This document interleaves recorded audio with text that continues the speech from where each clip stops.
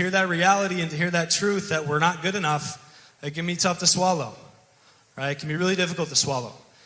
But at the same time, there is good news. There's a man named Jesus Christ. He humbled himself enough where he stepped down off his throne in heaven, right? He came down to earth. He lived a very simple, a humble life. He was born of a virgin. He lived a perfect, sinless life. He faced every temptation that we face. Right? Maybe not exactly circumstantially, but every type of temptation. Right? And he faced it and he never sinned. He lived a perfect, sinless life.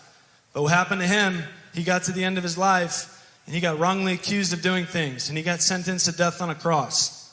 Right? So Jesus, being perfect, the sinless, perfect, spotless Lamb of God, he hung on that cross for me, for all of us up here, and for all of you. Right?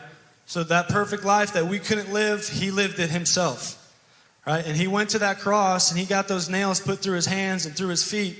That was God punishing our sin and putting it on Jesus. He took the wrath of God for us. There's no greater sacrifice, there's no greater act of love in the history of humanity, and there never will be, right? Nothing greater. And it tells us the good news in Romans 10, verse 9.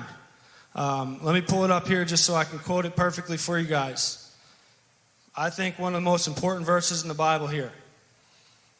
Romans 10:9 says, if you declare with your mouth Jesus is Lord and you believe in your heart that God raised him from the dead, you will be saved.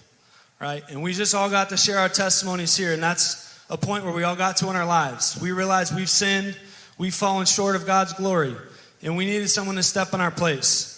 And that person who stepped in our place is Jesus, right? And for some of you here, you've already made that decision, or maybe you've made it a long time ago, and you want to recommit yourselves to God here in this moment. Or maybe you haven't done that. Maybe you're hearing about Jesus for the first time tonight, and you had a friend bring you here, right? Just like I said, I committed my life to Christ on a baseball field, right? It doesn't matter what you've done or where you've came from.